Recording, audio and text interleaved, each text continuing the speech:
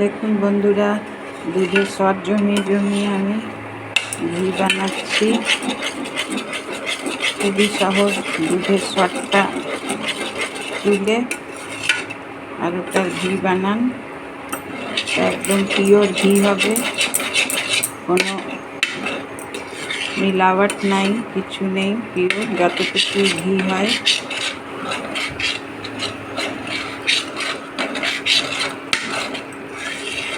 ঘিটা আমি বানাচ্ছি। এই ঘিটা আমি বোতলে করে রেখে দেব।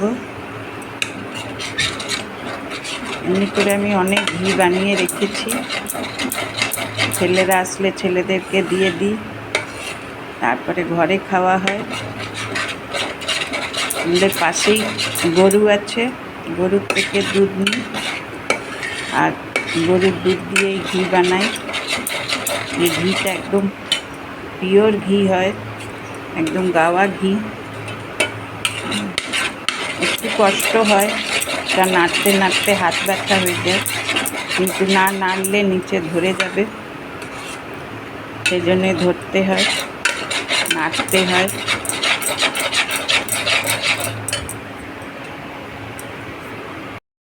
ঘি খাওয়া খুব ভালো। ঘরে বানানো ঘিয়ের স্বাদই আলাদা হয়। এখন শীতকালে ফুলকপির তরকারি, বাঁধাকপির তরকারি একটু ঘি দিলে নিরামিষ তরকারিতে খুবই খেতে সুস্বাদু হয়। আর ঘরে বানানো ঘি হলে তো আর কথাই নেই, খুব ভালো হয়। এই নাড়তে নাড়তে এবারে যেই তেলটা ছেড়ে দেবে তখন আর অত নাড়ার দরকার হবে না। যতক্ষণ তেলটা না ছাড়ছে ততক্ষণ একটু নাড়তে হয়, নয়তো ওই তলায় লেগে যাওয়ার ভয় থাকে।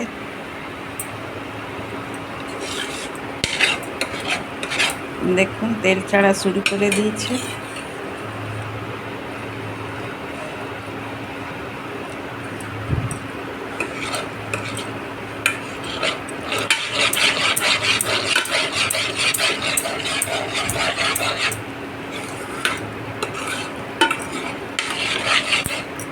এই যে আবার দুধ নিয়ে এসছি। এখন এই দুধটা আবার জাল দিয়ে ফ্রিজে রেখে দেব।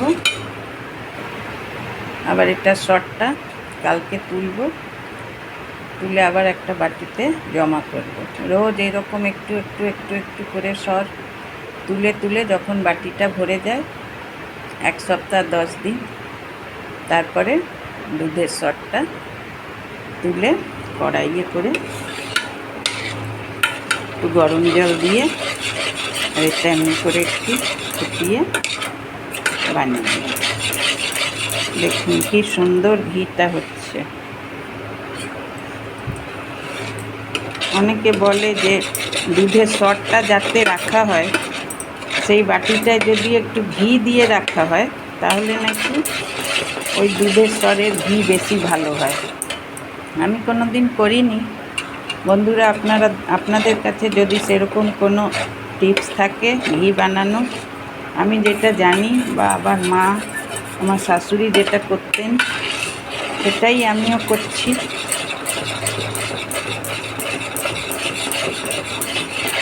তেল ছেড়ে দিয়েছে। আমার বৌমা যেমন বলে আমি মিক্সিতে বেটে তারপরে করি, আমি কিছুই করি না। শুধু দুধের সরটা এই ফ্রাইং প্যানটায় দিয়ে দিয়েছি, একটু গরম জল দিয়ে দিয়েছি, সরের বাটিটা দিয়ে ব্যাস, যেই ফুটতে উঠেছে, প্রথমে তো দুধটা ফুটে গেছে, তো তখন অত লাগার ব্যাপার ছিল না, কিন্তু যেমন যেমন দুধটা শুকাবে, তেলটা ছাড়বে, তেমন তেমন লেগে যাওয়ার ভয় থাকে। এই জন্য এটাকে নাড়তে হবে। এই যে তেলটা ছেড়ে দিয়েছে, আর এবারে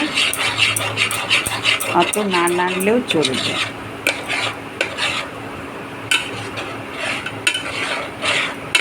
1 চামচ করে রোজ ঘি খাওয়া খুব ভালো। ডাক্তার বলে যে 1 চামচ করে যদি ডেলি ঘি খাওয়া যায় তাহলে শরীরের যত ব্যাড কোলেস্ট্রল আছে এটাকে নষ্ট করে দেয় আর গুড কোলেস্ট্রল তৈরি করে। সেই জন্য 1 চামচ করে ঘি ডেলি খাওয়া যেতে পারে। তারপরে ঘরে বানানো ঘি হলে তো আর কথাই নেই, এটাতে তো কোনো কিছু মিক্স করা নেই, একদম পিওর গরুর দুধের ঘি। দেখুন আপনাদের আমি দেখাচ্ছি ঘিটা কতটা হচ্ছে। দেখুন আস্তে আস্তে এগুলো লাল হয়ে যাবে, তখন এটা আমি নামিয়ে দেব।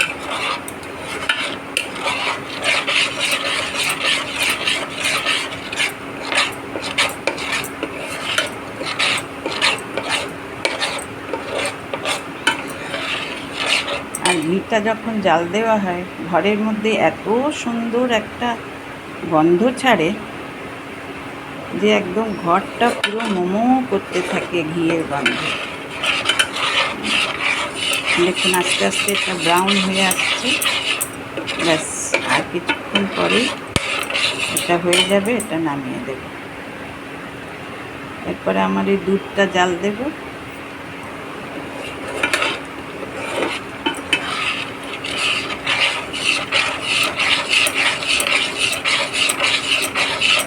বেশি ব্রাউন করবো না এটা, কারণ এটা গরমে থাকতে থাকতে এটা আর একটু ব্রাউন হয়ে যাবে। দেখছেন একদম ব্রাউন হয়ে গেছে, আর বেশি ব্রাউন করব না।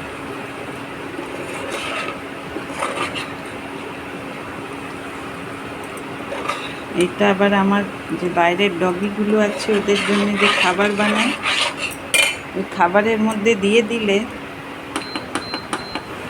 ওরা এত ভালো এটা খায়। ভাতের মধ্যে যদি দিয়ে দিই ওরা খুব ভালো খায়। দেখুন এই ওদের ভাত বসিয়েছি, এরপরে এর মধ্যে চিকেন দিয়ে দেব। যে ভাত বসানো আছে এবার চিকেন দিয়ে দেব। চিকেনটা সেদ্ধ হলে ওই ভাতের মধ্যে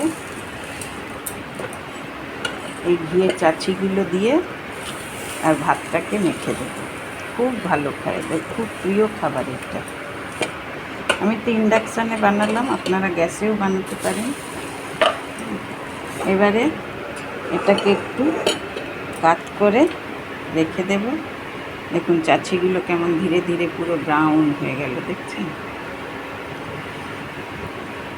দেখুন ঘিটাকে আমি এইদিকে রেখে দিলাম, চাচিগুলোকে উপরে জড়ো করে দিচ্ছি যেন ঘিটা নিচের দিকে চলে আসে।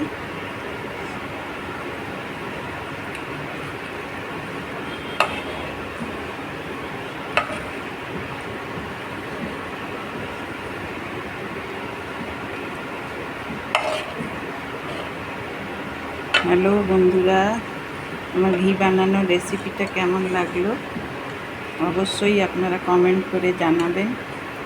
আর যদি ভালো লেগে থাকে তো লাইক, শেয়ার আর সাবস্ক্রাইব করে দেবেন। আর যারা আমার চ্যানেলে নতুন তারা অবশ্যই আমার চ্যানেলটাকে সাবস্ক্রাইব করে দেবেন। সাবস্ক্রাইব বা লাইক বা শেয়ার করতে কোনো পয়সা লাগে না, শুধু আপনাদের একটু সাপোর্ট চাই, ব্যাস। দেখুন এই চাচিগুলোকে আমি এখানে জমা করে দিয়েছি, এখন কেমন ব্রাউন হয়ে গেছে। এই চাচিগুলোকে আমি জমা করে দিয়েছি। এবার এই ঘিটা, দেখুন ঘিটা এখানে চলে এসছে। এবার এই ঘিটা যেই ঠান্ডা হবে অমনি এটাকে চা ছাঁকনি দিয়ে ছেঁকে আর শিশির মধ্যে ভরে রেখে দেব। দেখুন কতটা ঘি হয়েছে, দেখছেন অনেকটা ঘি হয়েছে।